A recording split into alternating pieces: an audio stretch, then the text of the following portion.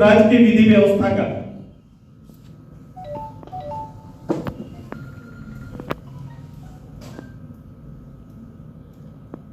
और आप इसमें और गौर करेंगे तो एक भी केस का निष्पादन हुआ नहीं। पुलिसिंग जो होता है, पुलिस के अंदर में जो काम होना चाहिए, फाइल चलने चाहिए, निपटारा होना चाहिए, घटनाएं एकत्रित हो रही है, निष्पादन नहीं हो पा रहा है।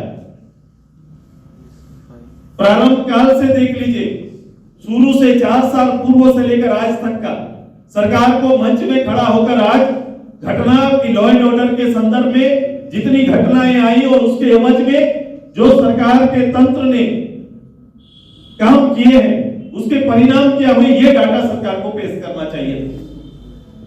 सरकार को आज लिखना चाहिए था। अधिकतर विभाग का नियंत्रण खुद मुख्यमंत्री जी के हाथ में है। चाहते हैं उनके लिए क्रेडिट कार्ड दिया जाएगा। अब बताओ, राज्य के अंदर हमारी शैक्षणिक संस्थानों का हाल क्या है? मैं विद्यालय, प्रारंभ विद्यालय से मध्य विद्यालय से लेकर उच्च विद्यालय में 90,000 पद खाली।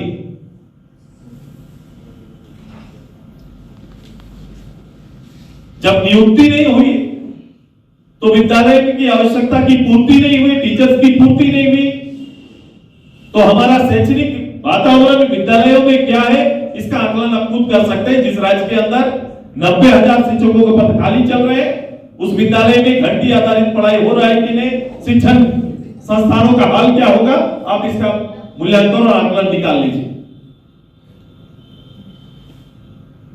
4 साल के अंदर हमने कितने कॉलेज खोले, इनके डाटा को देख लीजिए, इनके घोषणा पत्र को देख लीजिए। हर जिले में विद्यालय, महाविद्यालय जैसे जितने भी लिखे जा सकते हैं, वो सारे संकल्प उसमें डाले हुए हैं। एक भी संकल्प पूरा नहीं हुआ है, जबकि पुराना इंफ्रास्ट्रक्चर जो बना हुआ है विद्यालय महाविद्यालय के लिए, वो भी कहीं पर चालू अवस्था में आ नहीं पाया।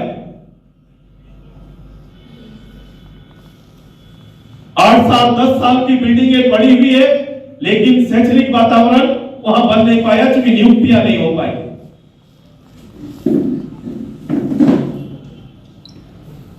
बच्चों को मुफ्त पढ़ाएंगे,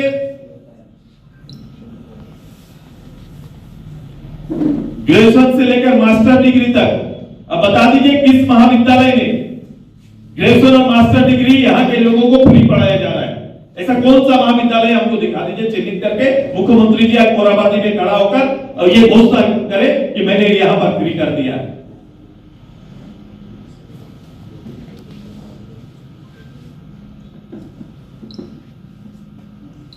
एक भी रैंक हमारा विद्यालय महाविद्यालयों का रैंक आज के दिन में देख लो। कुछ प्रतिष्ठित संस्थानें जो हमारे पहले से विद्यमान हैं, उनको अगर छोड़ दीजिए तो कहीं पर यह आपको दिखाई नहीं देगा।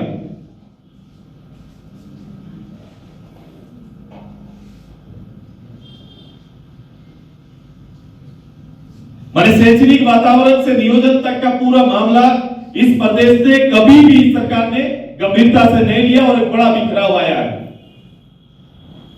इसीलिए मैंने कहा कि युवा झारखंड के बढ़ते कदम नहीं, भटकते कदम है।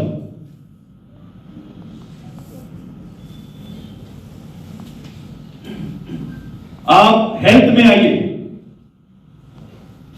इस राज्य की शान रिम्स के हाल को देख लीजिए नजदीक से। उसके कॉरिडोर में खड़ा होने, चिकित्सा तो बात छोड़ दीजिए, कॉरिडोर में खड़ा होने से वर्तमान वातावरण आपको पता चल जाएगा।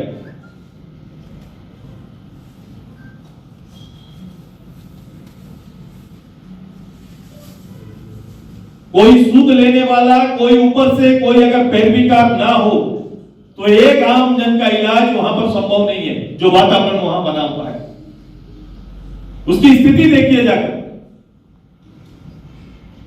वो हेल्थ सिस्टम का बोध करा रहा है राज्य के अंदर में। अनुमंडल हॉस्पिटल या फिर डिस्ट्रिक्ट हॉस्पिटल की तो छोड़ दीजिए,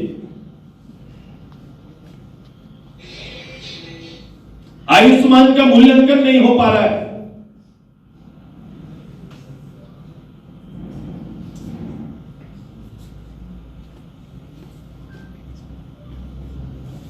कोई हेल्थ गारंटी प्रोग्राम सरकार के पास है नहीं, जबकि किसी भी देश प्रदेश के डेवलपमेंट के ये दो मानक शिक्षा स्वास्थ्य,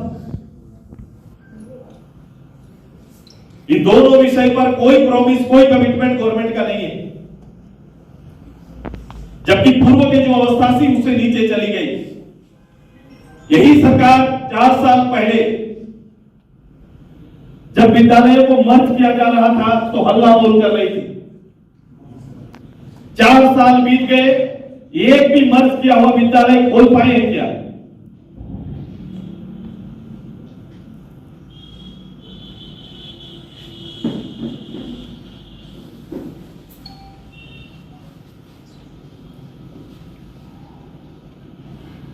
बाकी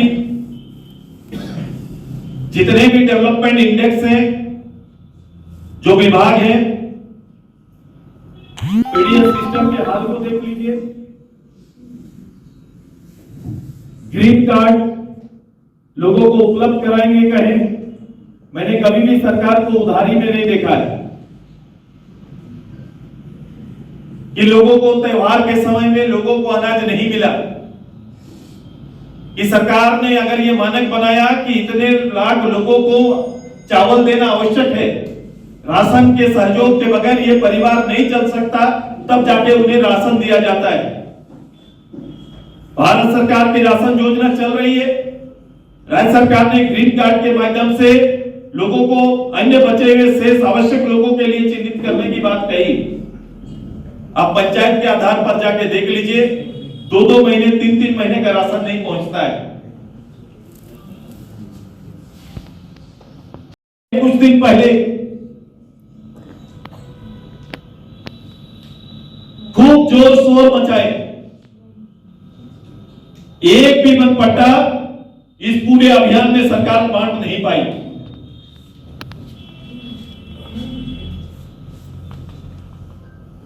लंबे समय से वन क्षेत्र वन भूमि में काम करने वाले लोगों के हक में पट्टा देने की बात थी, नहीं कर पाए। जिस आंदोलन के दौर पर यह दुहाई देकर सरकार में बैठने वाली ये पार्टी और पार्टी की सरकार 4 साल बाद भी इस राज्य के लिए आंदोलन करने वाले या तो परिवार के लोग या आंदोलनकारी सड़क पर समय समय पर उतरकर अपनी बात मानते रहते हैं, और परिस्थिति ये बनी कि अलग राज्य के लिए नाकाबंदी करने वाली युवा आंदोलनकारी को मैंने लोहरदगा के सड़क पर खड़ा होकर आंदोलन करते हुए देखा है।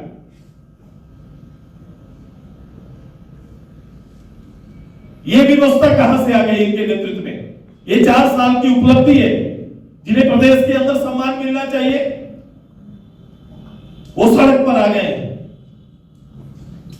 इसीलिए हमने कहा है कि आने वाला अंतिम वर्ष जो होगा, इस सरकार का विदाई वर्ष होगा, और जनता ये तय कर रही है। अराजकता की जो स्थिति बनी हुई है, इससे ऊपर उठकर एकजुट होकर जनता की पहल से ये सरकार के विदाई वर्ष की तैयारी हम सबको मिलकर करना है।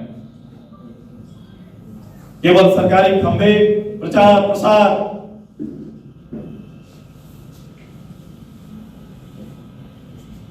से सरकार और सरकार की छवि नहीं बनती। सरकार की छवि बनती है गांव गणराज्य के अंदर में विधान में परिवर्तन करते हुए उनके जीवन में अगर आपने कोई बदलाव लाया है, जीवन में चेंज दिए हैं, अगर शासन के माध्यम से सेवा के स्वरूप को नियंत्रित करते हुए लोगों को सेवा देने का काम अगर आगे बढ़ाए, तो निश्चित रूप से ये आईना की तरह नीचे चिपकता। लेकिन असहाय लोग हैं, लोग आज असहाय महसूस कर रहे हैं, उनको सुनने वाला कोई नहीं है। जिन्हें सुरक्षा देना चाहिए उन्हें सुरक्षा नहीं, और जो लूट के गवाह बने हुए हैं वो सरकारी सुरक्षा में खूब करते हैं, घूमते हैं। ये आंकड़ा भी निकाल के देख लीजिए। झारखंड मुक्ति मोर्चा के सभी जिला जज कड़ी सुरक्षा के बीच में विधायक पार्लियामेंट मेंबर से ज्यादा असुरक्षित हैं। ये किस मूल्यांकन के आधार पर हुआ है, ये आप इसको मूल्यांकन करें और मूल्यांकन करके देखिए किस सुरक्षा में वो राज्य में रह रहे हैं और किस कैटेगरी के तहत रह रहे हैं। ये सरकारी व्यवस्था का दुरुपयोग हो रहा है। सरकारी संसाधन के अलावे सरकारी व्यवस्था का भी दुरुपयोग चल रहा है, जिसका कोई जवाब सरकार के पास नहीं है, कोई जवाबदेही सरकार के पास नहीं है। पूरे सिस्टम को कमजोर बना दिया सरकार ने। 4 साल के अंदर जो सिस्टम जिंदा रहना चाहिए, सिस्टम को कमजोर बना दिया है। का डाटा लेकर आना चाहिए सरकार को। 20 लाख नौकरी होना चाहिए, लेकिन नौकरियों का डाटा 1000 के आसपास भी खड़ा नहीं हो पा रहा है। जो भी नौकरियां भी 1000 के आसपास भी है, वो नौकरी पूर्व के सरकार के विज्ञापन के आधार पर है। इनके विज्ञापन से निकला हुआ नौकरी एक भी आपको इस प्रदेश में 4 साल में आपको नहीं मिलेगा। 3rd ग्रेड के लिए जो नौकरियां के लिए विज्ञापन आया, एजेंसी के चयन के चलते फिर से उनको पीछे धकेल दिया गया, रद्द कर दिया गया, क्योंकि अनुकूल एजेंसियां नहीं आ रही। ये तो स्थिति राज्य के अंदर बना हुआ है। इस राज्य के पढ़े लिखे युवाओं का दर्द हेमंत सरकार जी को, कांग्रेस को, राजद को नहीं पता। तकलीफ दिया है राज्य को, भटकाव दिया है, अनियंत्रित व्यवस्था देने का काम इस सरकार ने अपने नेतृत्व में किया है और यहाँ के सरकारी संसाधनों का दुरुपयोग और दोहन करने का काम किया है। यही 4 साल का परिणाम है, यही डाटा है इनका। धन्यवाद। इनका तो कहना है कि हमने 4 कि केवल मुख्यमंत्री या पद में बने लोग अगर गए डाटा आधार पर, अगर कोई बात वो अगर रात को दिन कह देंगे तो दिन छापना जरूरी नहीं। ये इसको देखना होगा कि ये रात मतलब रात है, या तो उनको समझाना पड़ेगा, वो तो ईश्वर के रूप नहीं। मुख्यमंत्री ने कहा कि गांव के लोगों के लिए, गांव के अनुरूप हमने 4 सालों में सरकार चलाई है, उन्हीं के लिए योजनाएं बनाई है और उन्हीं के लिए हम काम कर रहे हैं, आगे भी करते रहेंगे। मैंने कहा कि आप केवल सरकार के या सरकारी लोग द्वारा लिखे गए 4 शब्द बोल पा रहे हैं, ये बातें आपके दिल से नहीं हो रही। अगर ऐसा होता तो गांव के हाल को हेमंत बाबू जाके देखना चाहिए। इस 4 साल में वो गांव कहां था और गांव कहां चला गया। जो विश्वास गांव के लोगों को सरकार और सिस्टम से हुआ करता था, वो विश्वास हो चुके हैं। कॉपी काटने नहीं बैठा, लेकिन मैं बड़ा स्पष्ट हूं कि जो वादे आपने किए हैं कि राज्य के अंदर नीतियां बनाने की, एक भी नीति राज्य के अंदर नहीं बना, तो अब इनको क्या मार्क मिलना चाहिए जनता देंगे। अधीक्षक को 1 महीने में बदल दिया जाएगा। जो इनके अनुरूप नहीं रहेंगे, जो इनके अनुरूप नहीं रहेंगे, इनके दिशा निर्देश पर काम नहीं करेंगे, इनके जो भ्रष्टाचार के जो तैयारी है, जो इनके इन्होंने विषाद बिछाया हुआ है, उसके अंदर में अगर कोई गोटी सेट नहीं होता है तो गोटी को साइड कर दे।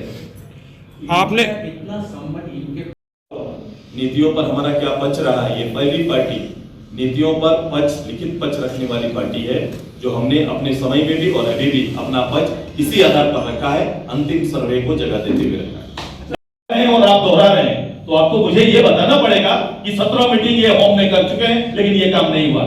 12 मीटिंग एचआरडी में कर चुके हैं, ये काम नहीं हुआ। आपको तो ये बताना चाहिए, मंच में खड़ा होकर बोलिए, बिल्कुल साथ देगी पब्लिक। राजहित के कोई विषय अगर आपको ये लगता है कि ये 20 बार वहां आवेदन कर चुके और नहीं हुआ, तो निश्चित रूप से बात करेंगे। आपने अखबारी बात की, आपने पॉलिटिकल प्लेटफॉर्म में बातें की है, चर्चा की, आप उसके समाधान के पक्ष में कभी रहे नहीं। अच्छा दादा, ये इसी से जोड़ते हुए सवाल है, अभी रामेश्वर मिल रहा है तो उन्होंने ये ठिकरा फोड़ा कि केंद्र से जो उनको मिलना चाहिए आवंटन, जो राशि मिलनी चाहिए वो नहीं मिल रहा है, तो अपने खर्च करके 200 करोड़ खर्च करके जो है वो अनाज दे रहे हैं। इसके अलावा उन्होंने कहा कि 1 लाख करोड़ से ज़्यादा जो है मेरा बकाया है, वो पैसा नहीं दे रहे हैं, जिससे कई सारी योजनाएं जो है उसको हम धरातल पे नहीं उतार पा रहे हैं। नहीं, इसके डिस्कस के जहां होने चाहिए करें। आप अपनी नीति, अपनी योजना बनाते हैं, उसकी राशि सेंट्रल देगी, सेंट्रल के सम्मति से बनाएंगे क्या? मैं ग्रीन कार्ड लाऊंगा, मैं अपने लोगों को दूंगा, अपने लोगों को अनाज खिलाएंगे, भारत सरकार 50 करोड़ लोगों को अनाज देने की बात कर रही है और आगे भी प्रधानमंत्री जी का कमिटमेंट बड़ा क्लियर है। आपने अपने राज्य के लिए कोई योजना लेके आ रहे हैं, उस योजना में भी अंश चाहिए तो जाके वहां बैठना चाहिए पहले कि ग्रीन के साथ गेरुआ भी इसमें साथ में जोड़ दें। मुख्यमंत्री तो लगातार कहते लोग करते हैं इस तरह से।